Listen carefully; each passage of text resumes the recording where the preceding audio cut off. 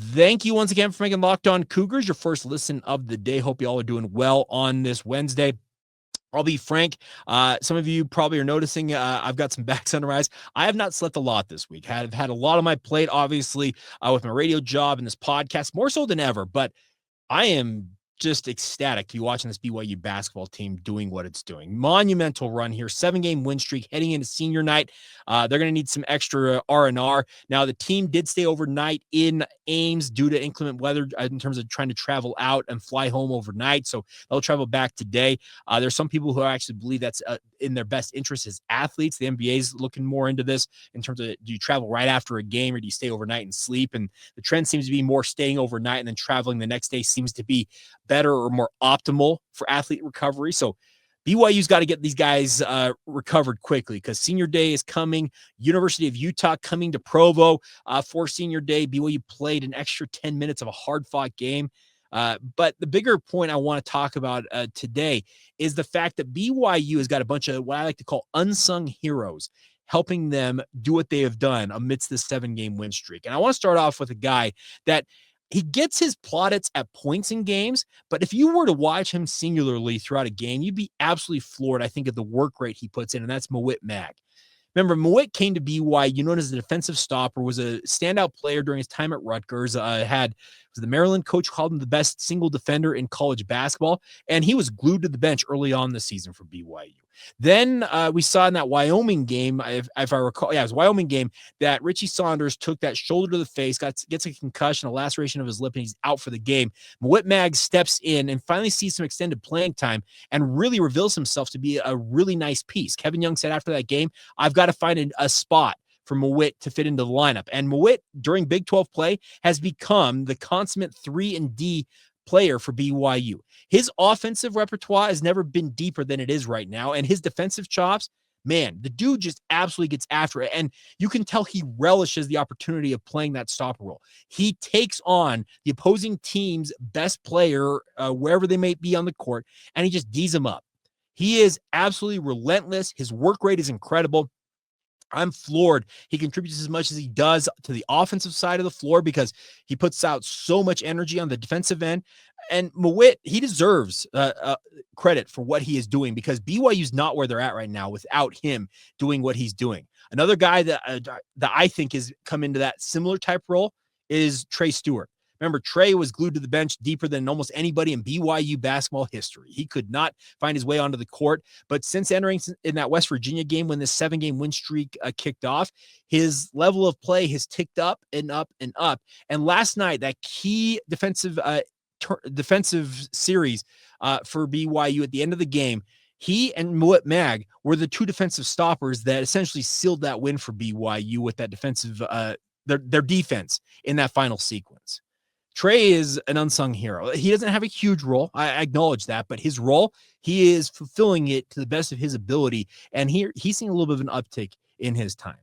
Keba Keita, yes, I know his free throw shooting is a concern, but BYU doesn't win that game last night without his 9 offensive rebounds. That chase down block is going to be played in BYU football, excuse me, not BYU football, BYU basketball highlight reels for eons to come. To chase a guy down full court and go full LeBron James in the NBA Finals on him, what an incredible play. And that should have been an easy 2 points for Iowa State. But it was indicative of the work rate that Keba Keita puts in. He is undersized relative to his height against a lot of guys he plays against in the Big 12. But his freak athleticism, his hops, his ability to go up, track the ball in the air, rebound at a prodigious rate, BYU doesn't win without him. And I think that we have overlooked what Keba brings to the table for the BYU basketball program. And there's still levels for him to get to, it feels like. Can he add maybe a back to the basket game? Can he improve on his free throw shooting where he's not a liability in late game situations? That's the hope for him. But even if that doesn't come, Keba Keita plays a key role, and he's an absolute stud to have on this roster. I will forever be happy that Chris Burgess decided to turn his back on his alma mater, the University of Utah, and come back to Provo. And along with him, Keba Keita came via the transfer portal. It has been an absolutely awesome addition to have him on this roster.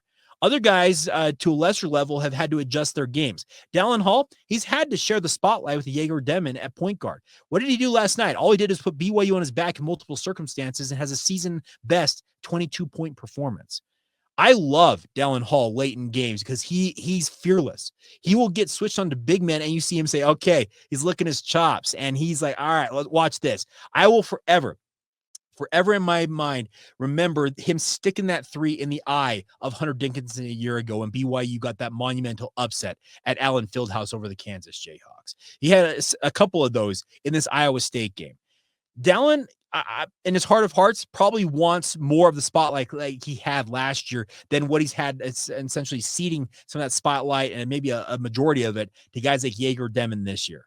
But Dallin, all he's done is increase his level of play, and BYU's benefited from it. Those are just, was that 4 or 5 guys I just mentioned there? And I even have forgotten guys like Mihailo Boskovic who have had key roles at points. You can look at, obviously, Richie Saunders. He's not an unsung hero. He's just an outright star for BYU. Jaeger Demons had his moments. Foose put BYU on his back in both West Virginia games to help him win those. The depth and breadth of this roster for BYU is awesome. And it's in some ways similar to what BYU football had.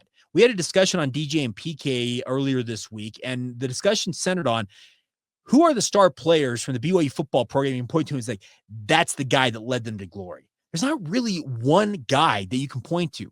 It's hard to pin it down.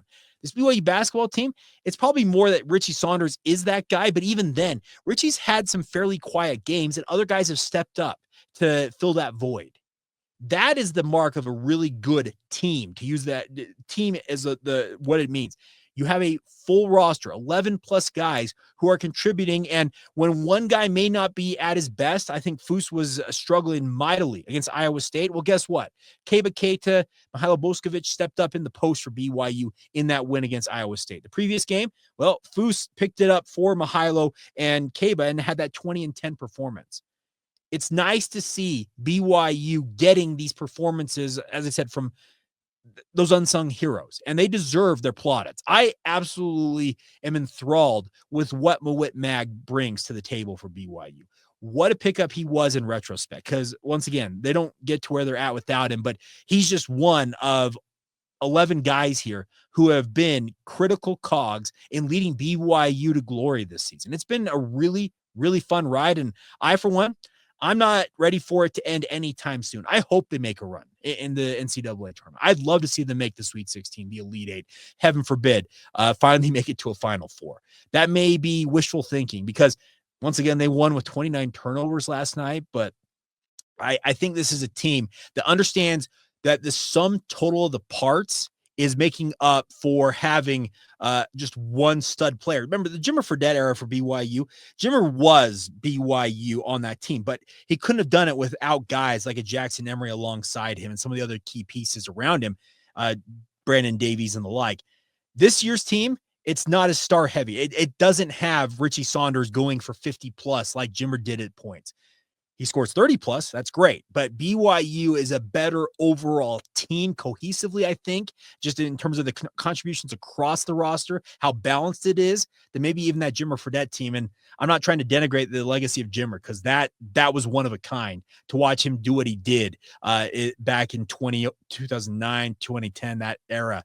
But it's been incredible to watch this rise of this BYU basketball team. And it's doing no small part to the vast contributions from across that roster. And Kevin Young, he deserves to take a bit of that credit as well for finding the right mix of roles for guys and understanding there's times to let guys go and there's other times to pull that leash in a little bit tighter and maybe tighten that rotation at points in games.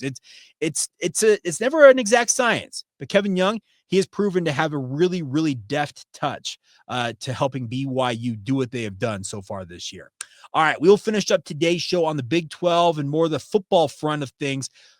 Is the Big 12's pursuit of private equity or private capital, is it a bad thing? We'll talk about that next. We wrap up this edition of Locked On Cougars next.